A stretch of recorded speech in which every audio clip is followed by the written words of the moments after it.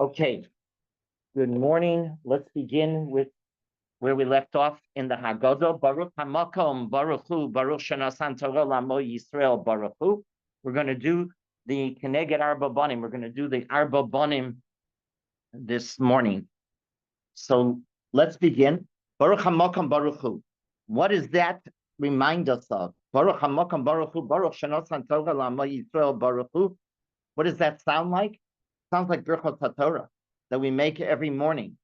Why did the Baal Haggadah refer when he's talking about Birchot HaTorah, and we'll talk about that in half a second, but why does he refer to HaKadosh Baruch Hu with the unusual name of Hamakom, Baruch Hamakom, Baruch Hu? And of course, we're all going, well, we know Hamakom, but we use it in a very sad setting. We usually give the bracha when we leave a Beis Avel, Hamakom Yenachem Atzem. And you have to think to yourself, is there any connection between the two, right?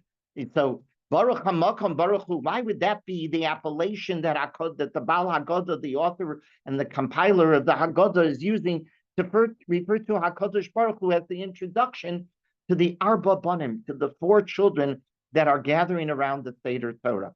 And the Rav notes, where do we get HaMakom from? He comes from really Yecheskel HaNavi. Who was Yecheskel HaNavi? Yecheskel was the Navi after Churban Bayis Rishon. He didn't see the intimacy and the relationship that Bnei Yisrael had with HaKadosh Baruch Hu in the Beis HaMikdash. Who was the Navi that preceded? It was Yeshaya. Yeshaya talks about HaKadosh Baruch Hu in the beautiful, intimate relationship. But Yecheskel talks about Baruch Kivod Hashem Mimkamo, which we put into the Kedusha, right? Baruch Kivod Hashem Mimkamo. Blessed is the majesty of God from his place, Mimkamo. And Makom, Rabbi Soloveitchik notes, means a distance, far off, way off. It's not intimate. Unlike Yeshayahu, who talks about intimacy with the Bnei Yisrael had with HaKadosh Baruch Hu, Yecheskel talks about the distant HaKadosh Baruch Hu. Baruch Kivod Hashem Mimkamo. Blessed is the majesty of God from his place. His place is not near us. It's in the heavens. It's in the distant heavens. And the Baal Haggadah therefore uses this allusion for Hashem, Makom, to make a statement.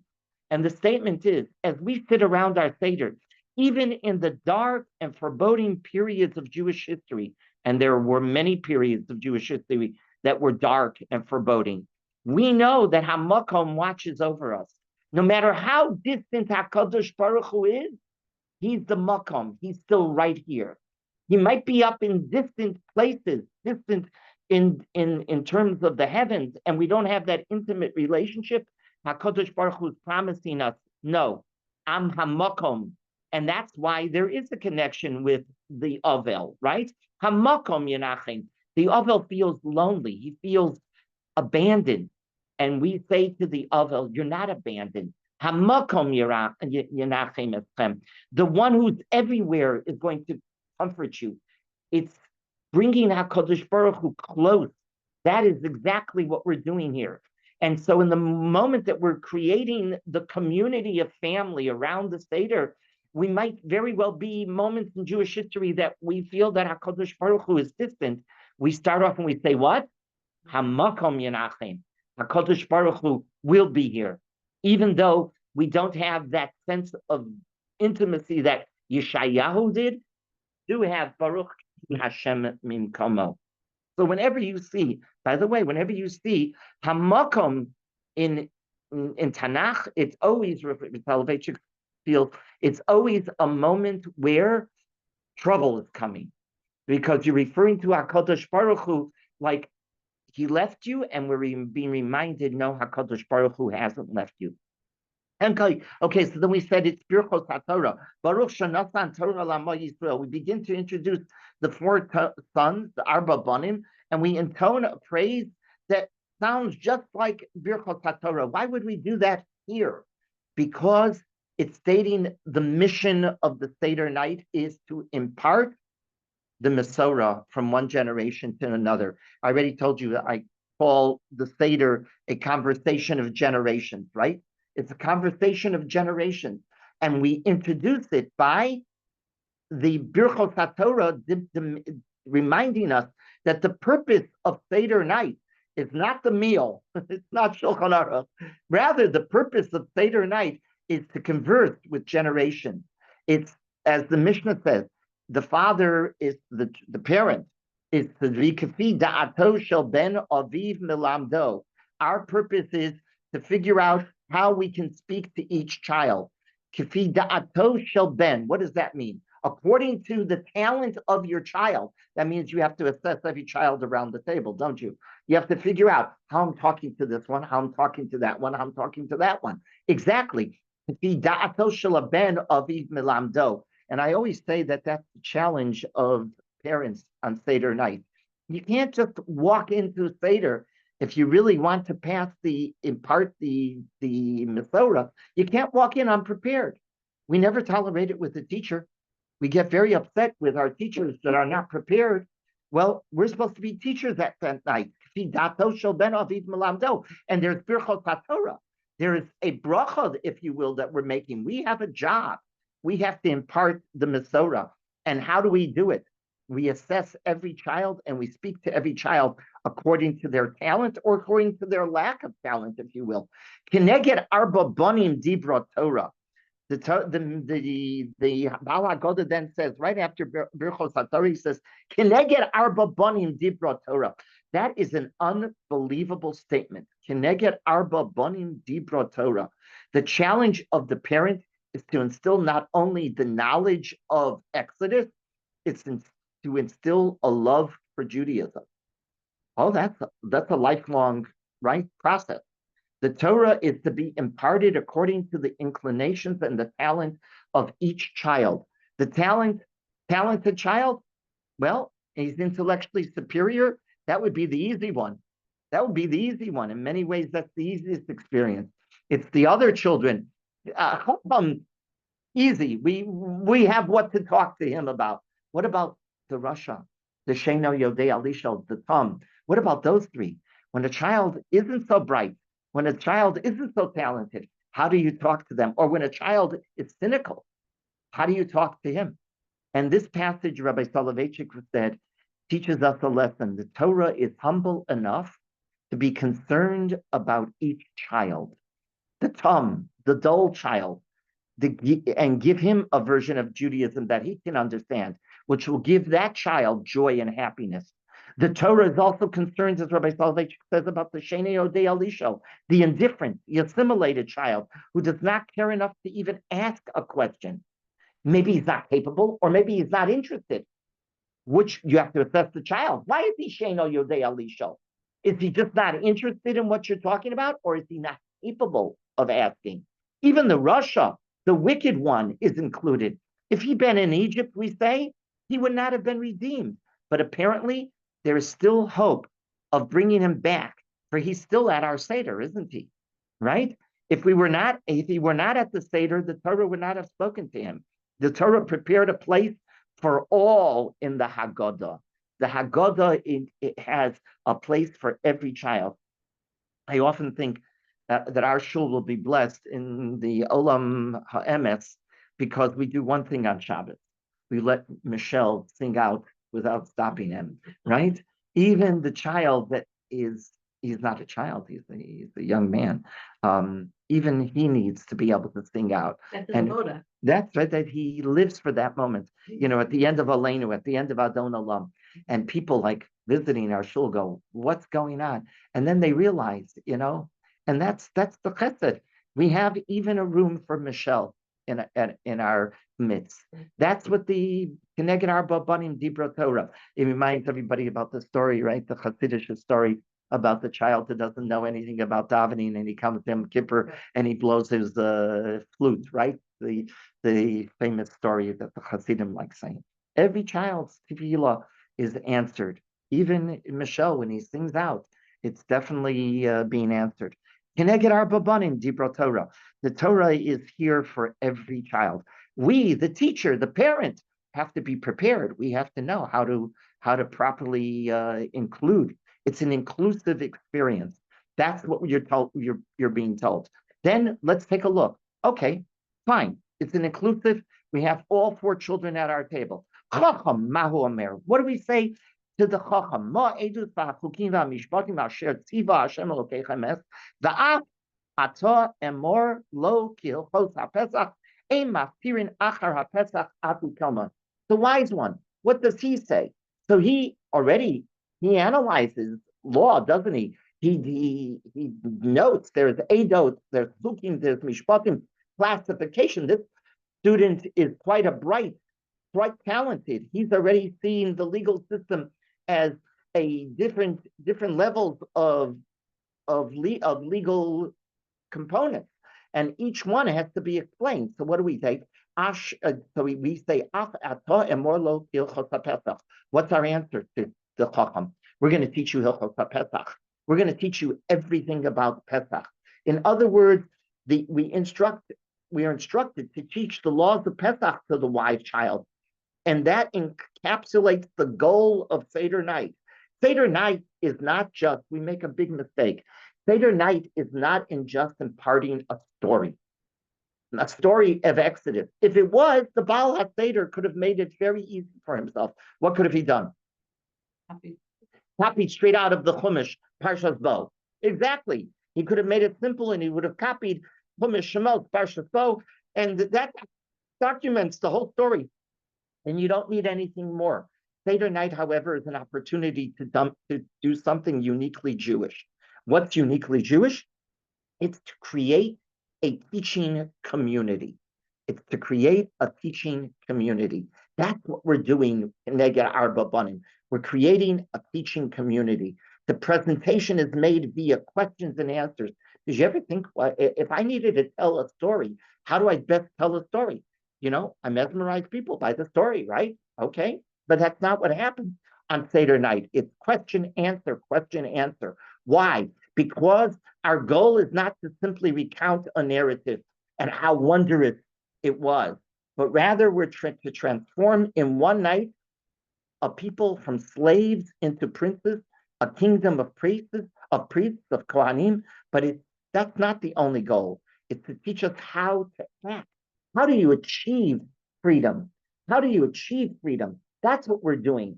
And to be able to know how to achieve freedom, you have to ask the question, what am I supposed to do? And you're supposed to get an answer. That's what happens on Haggadah night. For the Jew, the answer is going to be, you want to know how to act as a free person? There's one answer, halacha. The Seder becomes not just a meal, but a symposium, which is a quote-unquote, the Rav, a rendezvous with Torah by teaching and enlightening. That's what's happening on Pesach night. Pesach night is creating a community of people asking their questions and getting their answers. A community of learning. That's exactly a community of teaching. The parent teaches, the child learns. And that's exactly what's happening on Seder night. Clearly, this is correct because the Chacham, let's go back to the Chacham. The Chacham, each personality, the Chacham, the Rasha, the Tam, Sheni, the Elisha, Chazal say are alluded to in the Torah, in passages of the Torah. Well, the Chacham is in Parshas Va'eschanan, in Devarim.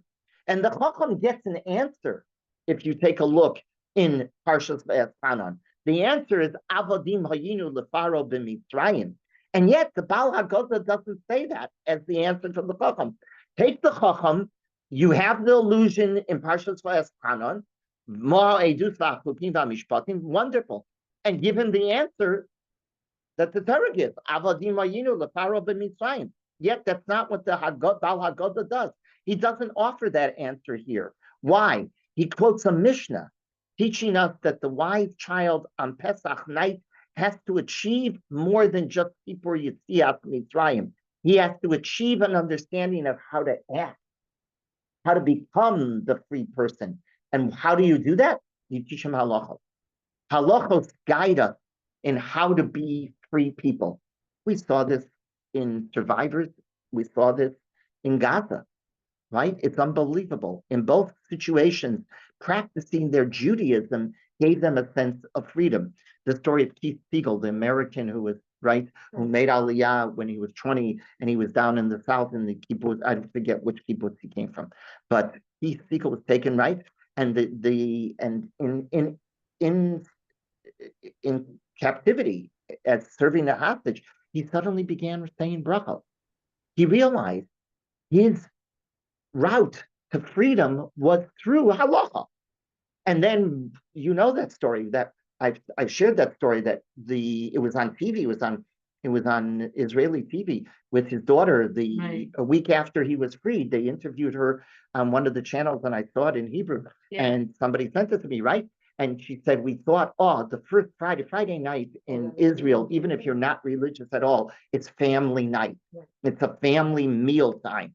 And so they thought they would ask their father, what does he want? Right? What does he want? What kind of food? What would you like? We want to make this a special dinner for you. And he responds, a man who wasn't religious at all. I think he grew up in North Carolina and he moved from North Carolina to Israel. And he said, no, I want a kippah and a kos kiddush.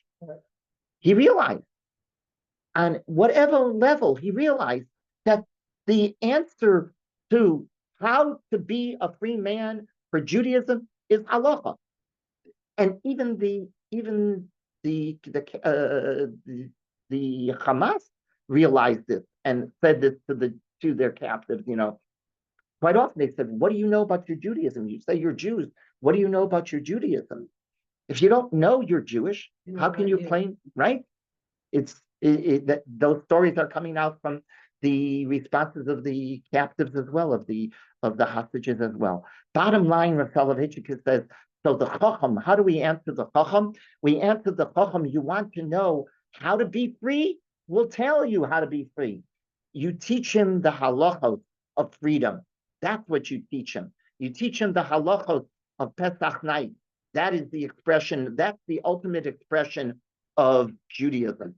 Then he goes on, the Rav notes. So fine, we speak to the Chacham. The Chacham is the easiest child to speak to. He's interested. He asks. We give an answer. Very good. We have answers to give. Now let's get to the more difficult children. The Russia, the one who's the most cynical. Our response to the Russia teaches us a crucial lesson about Judaism. Two lessons, I would argue. The first lesson is that we're never afraid of anyone who challenges us. We have answers. The Torah doesn't have to retreat from giving answers. We're never afraid of anyone who challenges the Torah. The Russia argues that the Torah, the story of the freedom of Egypt, is no longer has any significance.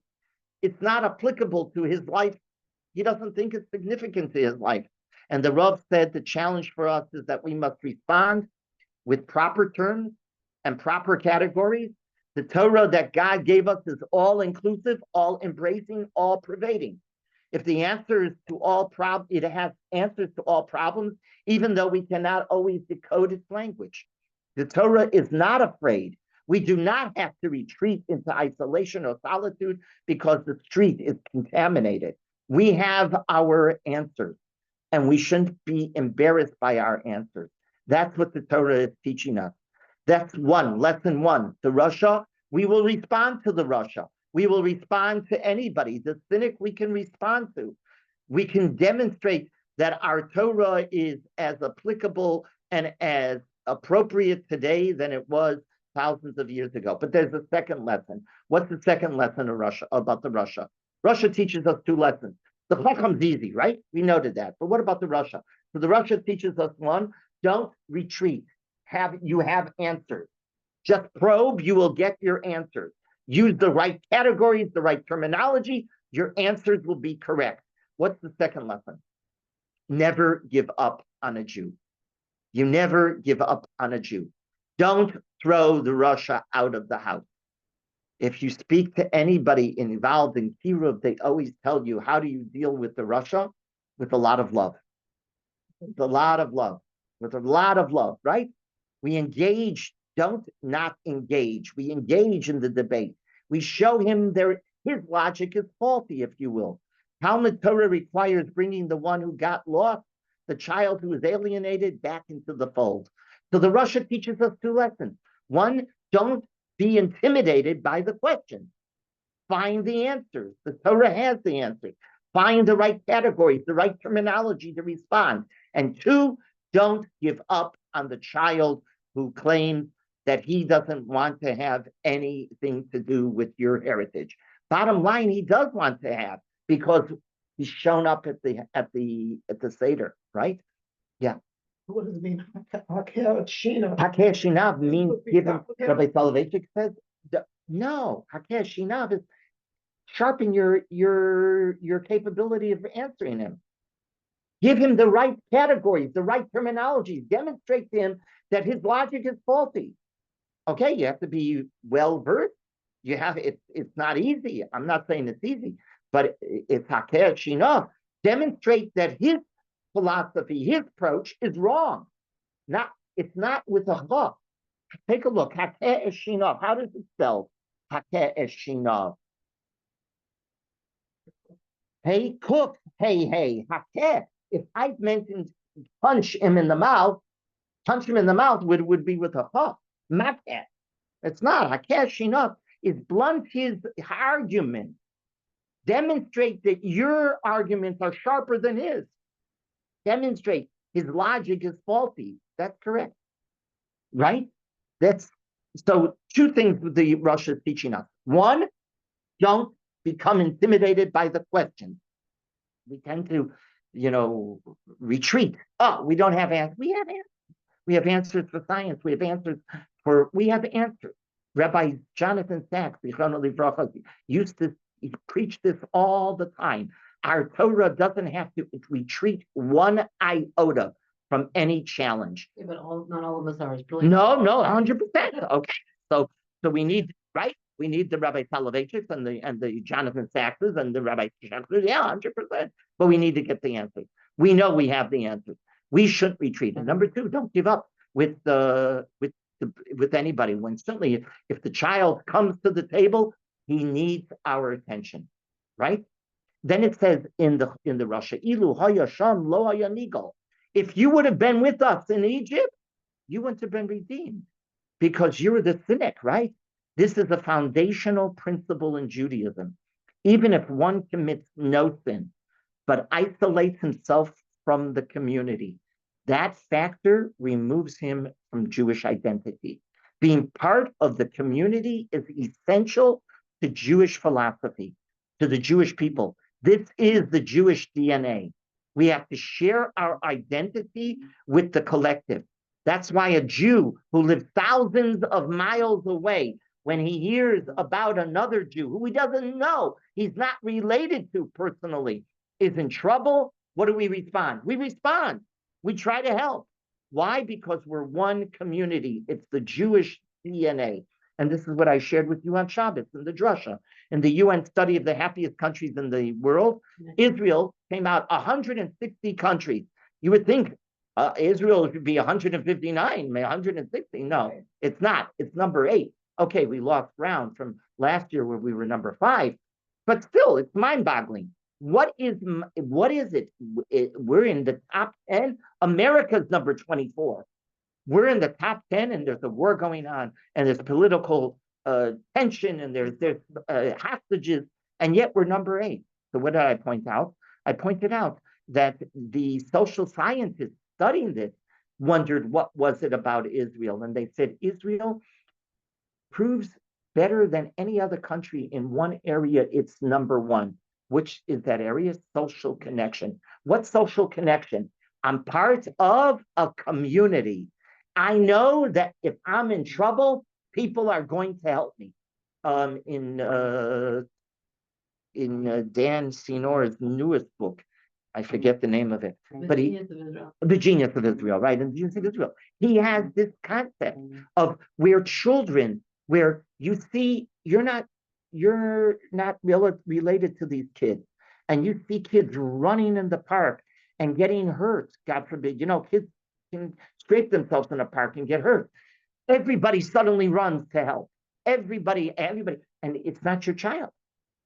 Everybody's worried about everybody else. There's a sense of social connection. There is a sense of community. Jewish community is part of our DNA. Ilu haya sham lo haya nigal is telling us what? That you got to be part of the sense of Jewish destiny. You have to feel like you're part of the community. That's correct. That's a lesson that we teach also the Russia. The Russia, Jewish community is crucial. When you leave it, you're going to pay for it because you're going to miss it. Right? That's crucial. Then continues on. V'she'eno yodea lishol. What do we say to the she'eno yodea lishol? At Pesachlo, so you respond to him. And she'nemar, we say this pasuk. V'gadito levincha bayom hahu lemor. This passage gives the name of the book that we're studying, right? Haggadah. What does Haggadah mean? Haggadah. What does that word mean? The word Haggadah has two meanings. Haggadah means Haggadah Shel edus. He got it to edus. Haggadah edus is the declaration of being a witness. When a witness gives testimony, it's called Haggadat edus. It's called giving testimony. That's beautiful. Now we understand. When we sit down at the Seder, what are we doing? We're giving testimony. When you give testimony, what are you? You have to be a witness. That means it's your story. It's not something that happened to others, right? We always say that the job of is that we should feel that we went out of Mitzrayim, right? So we're recounting not someone else's story, but our own story. It's a testimony without restraint, Rabbi Soloveitchik says. We see our Jewish history as a reflection of our own history. It's our destiny that we're sharing. That's what Haggadah means. Haggadah edus. It's my testimony, right? Number one. But the Haggadah means something else also. Haggadah means saying Hallel. How do I know that? Because the pasuk says, "Higadati hayom laHashem Elokecha" in Devarim Chav Vav Gimel. Higadati hayom laHashem Elokecha. Higadati is Haggadah, right? Higadati laHashem Elokecha. And who is, of all of the Rishonim, of all of the commentators on Tanakh, who is the Pashtan par excellence? Rashbam, his grandson. The Rashbam is even more so than he takes his grandfather to task sometimes, and he says, my grandfather wasn't giving shots. The Rashbam is the ultimate Pashtan. And the Rashbam, by the way, and not on another source, the Targum Yerushalmi, which is not a Pashtan, both say, what does Higadati hayom laHashem Elokecha? What does Higadati mean there? Give praise to God. Hallel. It's also testimony. It is. Why is that testimony? Because you're testifying to God's greatness. 100%. You're praising. And by saying the Hallel, what are you demonstrating? That you realize HaKadosh Baruch Hu is in charge, correct? This teaches us that when we tell the story of Yetziat Mitzrayim, of Exodus, we praise Hashem for all his miracles. We don't just tell a story, but we say Hallel, right? Hallel is, Hallel actually, our minhag is to say Hallel in Shul on, there's only one night a year, well, in Chutzlar, it's 2 nights a year, where you say Hallel at night. Usually don't say Hallel at night. Hallel is said at night only on Pesach night. And we say it here in Shul. We say it here in Shul, Hallel. And we need why? To demonstrate that Hashem's hand is in every element of the story. It's true. If this is true of Exodus, how much more so it's true in our own lives. The whole miracle, I've said this over and over and over again, the whole miracle of the state of Israel is one of Haggadah. How is it Haggadah? One, you have to tell the story. It's an amazing story. By the way, there's a phenomenal new book that just came out. It's not so new any longer. The author her name is Yardena Schwartz. Google it, and you should buy the book. It's a crucial book, and she's a brilliant journalist who spent her time writing what it's called The Ghost of Holy War. I think that's the name of it.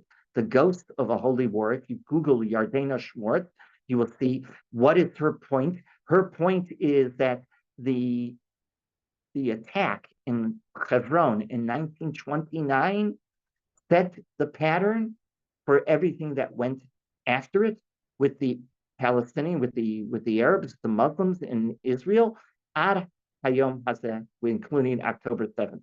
It all started with, and she demonstrates this academically, but it's not an academic book. She writes it beautifully, and it's a page turner of a book. But why am I saying that? You have to know the history. And when you know the history, that's Haggadah. That's Haggadah. You realize, wow, what a miracle the state of Israel is. And then it leads to you what? To saying, Hallel to HaKadosh Baruch Hu. You thank Hashem every day for this great miracle that we have. And if you just think about it, October 7th was horrendous, but we picked ourselves up and we responded. We didn't fall over and collapse. Hamas thought that we were going to end. Hezbollah and Hamas thought that they had us around the neck and that we were going to, it was the end of Israel. Iran thought it was the end of Israel. They were celebrating, right? No, because we understand. We understand the Haggadah of the story, and we understand the Hallel to HaKadosh Baruch Hu. One of the most moving stories I've ever told is about the burial of the 36 Kedoshim from Kfar Etzion, right? They went to help Kfar Etzion, and they got attacked, and they were murdered, and they were mutilated. The Jordanians mutilated their bodies. If you remember, Rav Goren, Zichrono Livracha, was the one who went in to collect the pieces of the bodies, etc. They were put into Aronot, 36 Aronot, and they were brought into Eretz Yisrael, and they were, the day of their burial, Ben Gurion called it a national mourning. He closed down the country, and they brought their pictures of the procession going down Rehov Yaakov to Har Herzl, and the whole city of Yerushalayim came, because Ben Gurion said, without Kfar Etzion falling, without their heroism, we wouldn't have survived. Jerusalem would have fallen, and the state of Israel would not have been established. He says it was due to them.